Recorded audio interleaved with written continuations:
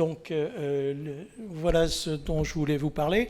Alors contrairement à mon collègue qui parlait des épidémies, pandémies, etc., le sujet ne m'a pas été imposé. C'est moi qui l'ai imposé. Et donc la présentation à laquelle vous avez échappé, c'est les nouveaux antiviraux. Alors les nouveaux antiviraux, il y en a tellement peu et ils marchent tellement peu que je me suis dit que ce n'était pas la peine de vous faire perdre votre temps. Et donc voilà, il m'a paru intéressant de parler de tout ça. Et alors, c'est extraordinaire parce qu'on est dans le droit fil de vos interventions antérieures, vous tous. Parce que tous les intervenants ont rendu un hommage justifié à leur maître. Alors c'est d'autant plus justifié que je me sens dans la catégorie, compte tenu des quelques semaines d'expérience que j'ai dans la pathologie infectieuse. Donc voilà, tous les hommages, je les reçois volontiers, comme vous les avez reçus volontiers, mais, le respect ne veut pas dire l'immobilisme. Et c'est de ça dont je voudrais vous entretenir. Parce que moi, comme vous, j'ai propagé beaucoup d'âneries au cours de l'enseignement que j'ai prodigué au fil des années. L'important, ce n'est pas les âneries qu'on a proférées, c'est la correction qu'on y apporte. Donc c'est tout ça dont je voulais vous entretenir à partir de quelques exemples. Hein. Je n'ai pas la prétention de refaire toute la pathologie infectieuse avec ça. Donc il est de tradition en France de parler des liens d'intérêt. Donc dans le domaine, j'en ai aucun. Ça tombe bien. Hein. C'est 0 € là. Je ne sais pas si vous voyez de loin, mais... je ne sais pas, monnaie locale, je ne sais pas, vous me dites. Donc, voilà. Alors, premier exemple de déconstruction. Premier exemple de déconstruction, c'est la durée de l'antibiothérapie. En pratique, et ça c'est là aussi mon expérience de quelques semaines de la pratique médicale, c'est que le plus souvent, la durée... elle reflète très directement l'anxiété du prescripteur, ou sa méconnaissance à la rigueur, mais soyons charitables, l'anxiété. Donc plutôt que prendre du Tranxène pour la calmer, le prescripteur prescrit des antibiotiques plus longtemps. Voilà. C'est une façon de faire, mais ce n'est pas ce qu'il y a de mieux pour l'écologie microbienne. Alors il faut aussi tenir compte du fait que l'évaluation des durées optimales est extrêmement difficile. Les essais cliniques qui vous permettent de statuer sur la durée optimale sont très difficiles à mettre en œuvre, et donc ça vous explique aussi qu'il y a très peu de données basées sur l'évidence. Traduction de l'anglais evidence-based. Alors le constat par contre inéluctable, je regarde l'heure parce que moi je ne vais pas dépasser. La durée prolongée participe à l'exposition aux antibiotiques et donc en fait à la sélection de bactéries résistantes. C'est un fait. Mais il ne faut aussi pas prendre les choses à l'envers, c'est-à-dire qu'il faut d'abord qu'on soigne les malades. Et l'écologie devient un luxe quand on a soigné correctement les malades. Donc c'est pas non plus, il ne faut pas prendre à l'envers. Alors, vous prenez simplement une recommandation SPILF, et on n'est jamais mieux servi que par soi-même. On a donc publié toute une recommandation sur les durées des antibiotiques, vous voyez la référence ici, et prenez les pneumonies. Une pneumonie communautaire, traitement 5 jours. J'ai été comme vous à dire, oh là là, jamais moins de 2 semaines. Oh là là, autrement on a été un assassin. Ben, on ne l'est plus. Ça y est, vous êtes déculpabilisés, vous n'êtes plus des assassins, parce que la recommandation, c'est 5 jours, si le malade va bien à 3 jours. Et 7 jours, grand maximum. En soins intensifs, alors là, c'est grave. Donc vous êtes inquiet, le malade va mourir. Et donc vous êtes maximum angoissé. Et donc vous avez prescrit des maximums de durée. Eh bien, c'est faux. C'est faux parce que la durée de traitement d'une pneumonie ventilée en soins intensifs, 7 jours. Au-delà, ça ne sert à rien. Au-delà, ça ne sert à rien. Légionnelle, 14 jours, et exacerbation de BPCO, on va y revenir parce que c'est amusant, c'est 5 jours. Alors, il y a un mythe ORL. Il y a un mythe ORL qui vous dit angine à streptocoque, l'amoxicilline c'est 6 jours, le cefpodoxime c'est 5 jours, et la céfuroxime c'est 4 jours. Alors vous vous demandez, mais d'où ça sort, ce genre de choses? Mais quels sont les essais extraordinaires qui montrent des différences d'efficacité aussi importantes pour le traitement d'une maladie aussi simple qu'une angine?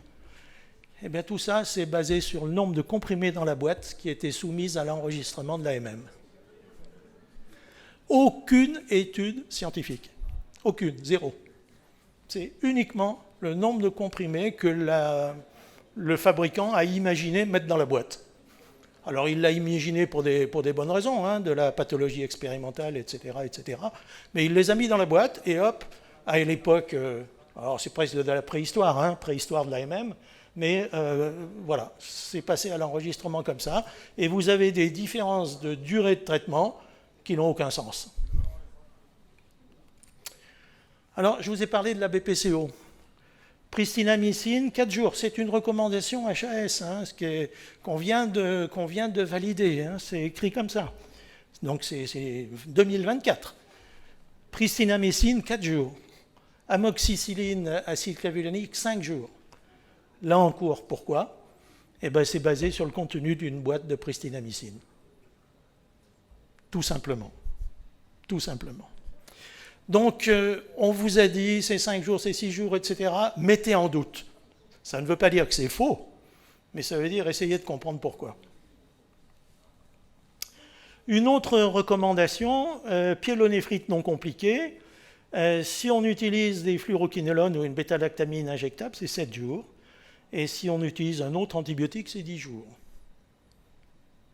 Pourquoi? Je ne sais pas. Je ne sais pas. C'est écrit comme ça dans la littérature, mais personne ne m'apporte la preuve que 10 c'est mieux que 7.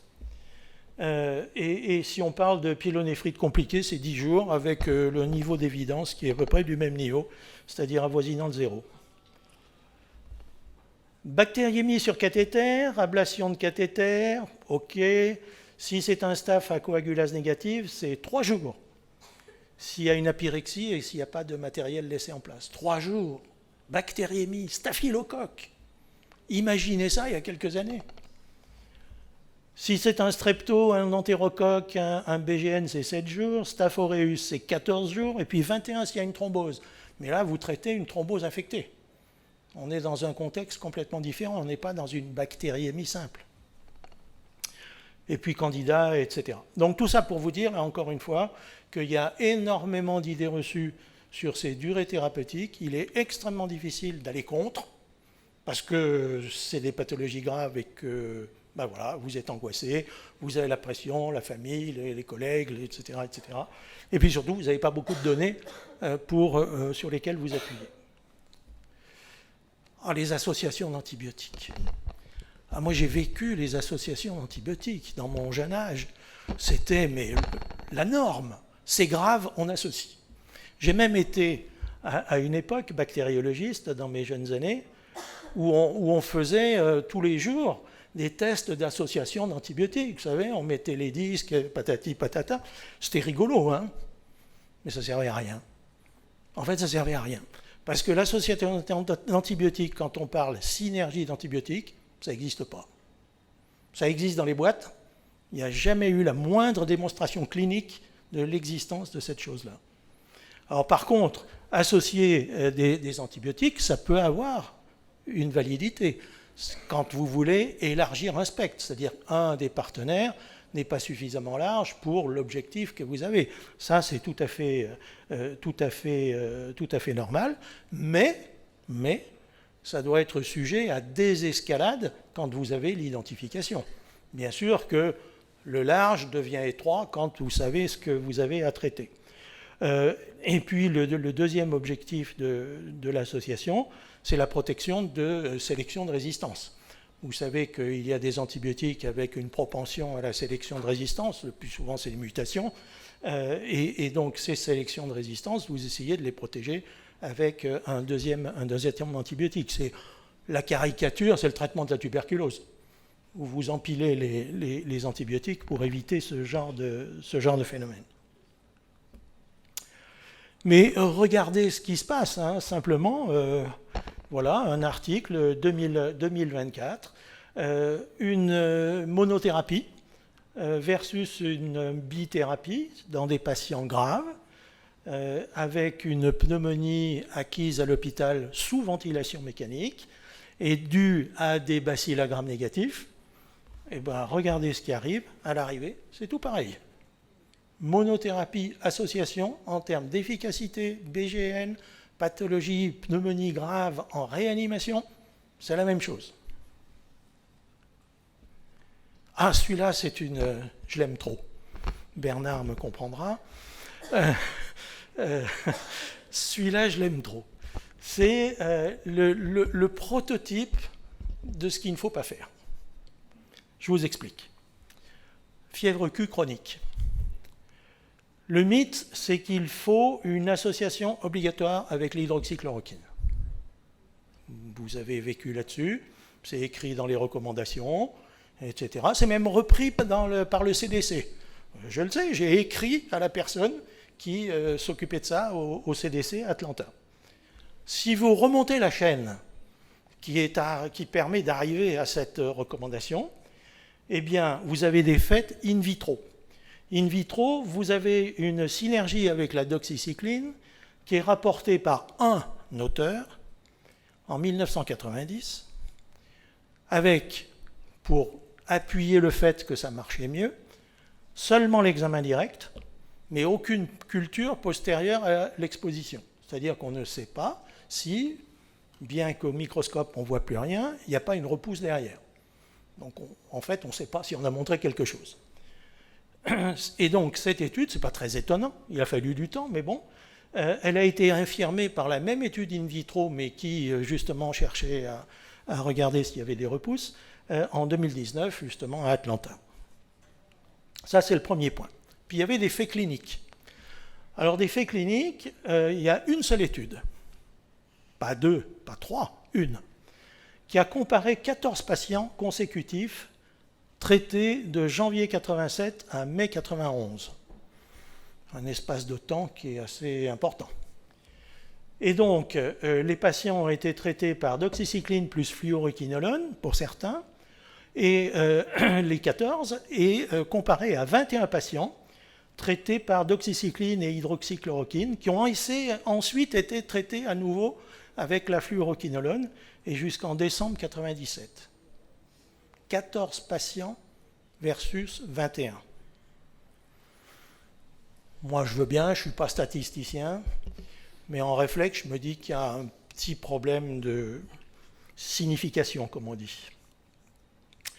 Et en fait, quand on regarde la publication en question, on a une différence qui est uniquement sur la fréquence des rechutes, mais on n'a pas d'information sur le recrutement des infections du groupe 2, c'est-à-dire est-ce que les deux groupes étaient comparables, au moins, 14 versus 21, mais au moins est-ce qu'ils étaient comparables.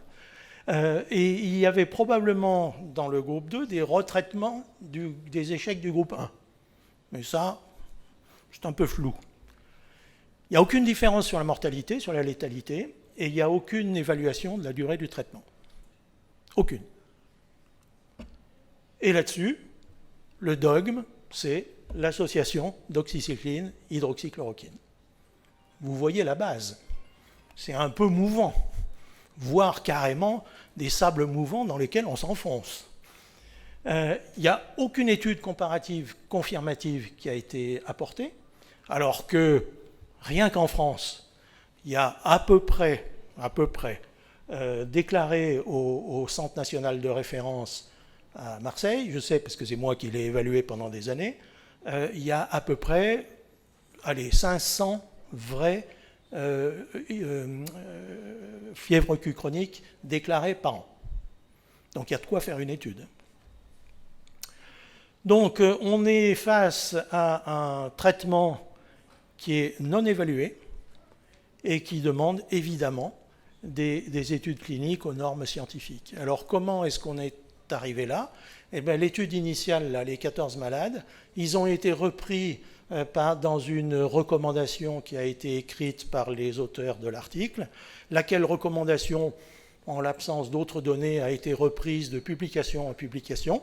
Et c'est là où vous avez l'exemple type de ce qu'il ne faut jamais faire, c'est-à-dire reprendre telle quelle la publication d'avant pour ensuite la repiquer dans la vôtre, pour ensuite la repiquer, etc., à l'infini.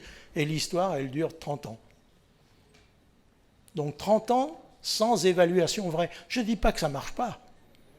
Je dis que personne n'en sait rien. Personne ne sait si ça marche. Donc ça, c'est typiquement l'erreur à ne jamais faire et le mythe à déconstruire. C'est-à-dire que chaque fois que vous avez une recommandation, que vous lisez une recommandation, il faut en évaluer la validité au moment où vous la lisez. Il y a des choses qui peuvent être vraies il y a 20 ans, puis qui ne le sont plus maintenant. Alors un autre mythe, ce sont les cyclines. Vous avez vécu, là aussi, vous, comme moi, pendant des années, avec l'idée que la doxycycline était contre-indiquée en cas de grossesse chez les enfants de moins de 8 ans. Contre-indiquée. Faut pas. En fait, si on regarde sérieusement, ce qui est publié et maintenant attesté, c'est que l'impact sur la coloration dentaire est totalement négligeable. Ça, c'est un premier point. Et que, deuxièmement, la fréquence des fétopathies n'est absolument pas augmentée quand la mère a reçu la doxycycline. Donc l'idée que cette molécule est contre-indiquée en cas de grossesse chez les enfants avant 8 ans ne repose sur rien. Ne repose plus sur rien. C'est peut-être des choses qu'on croyait à l'époque. Hein. Personne n'est de mauvaise foi. Mais en l'occurrence, on a maintenant la preuve épidémiologique que c'est faux. On en avait une certaine conscience à l'époque, quand il y avait beaucoup de brucellose en France, et tout particulièrement dans ma région, où on traitait avec les enfants avec l'association doxycycline-rifampicine, sans qu'il y ait le moindre dommage. Mais voilà, il n'y avait pas, on le faisait, ce qu'il ne faut pas faire normalement, on le faisait en ayant la foi dans ce qu'on faisait.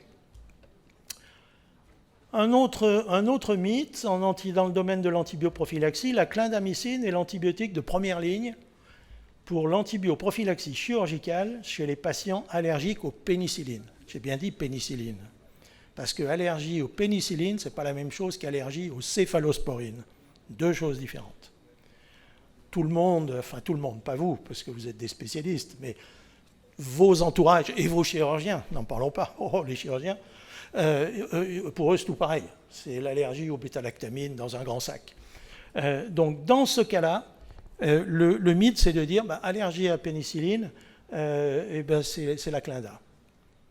En fait, l'effet véritable, c'est qu'une allergie vraie à la fois aux pénicillines et à la céphazoline, c'est dans 0,7% des cas. Ça ne veut pas dire zéro, mais ça veut dire que c'est quand même ultra rare.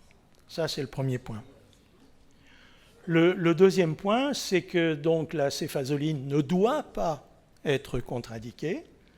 Ça, c'est le premier point. Ça reste l'antibiotique de première ligne dans ce cas de figure, c'est-à-dire qu'allergie aux pénicillines, la céphazoline est la première ligne pour l'antibioprophylaxie. Et dans tous les cas de figure, elle est supérieure à la vanco et supérieure à la clindamycine dans cette utilisation.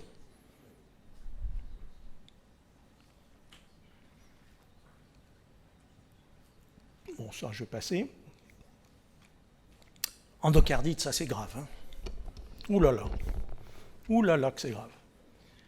Alors, là, vous comme moi, encore une fois, je m'inclus dans les croyances en de fausses réalités, la Rifan et la Ginta sont essentiels, j'ai bien dit essentiels, pour le traitement des endocardites sur valve prothétique à staph doré.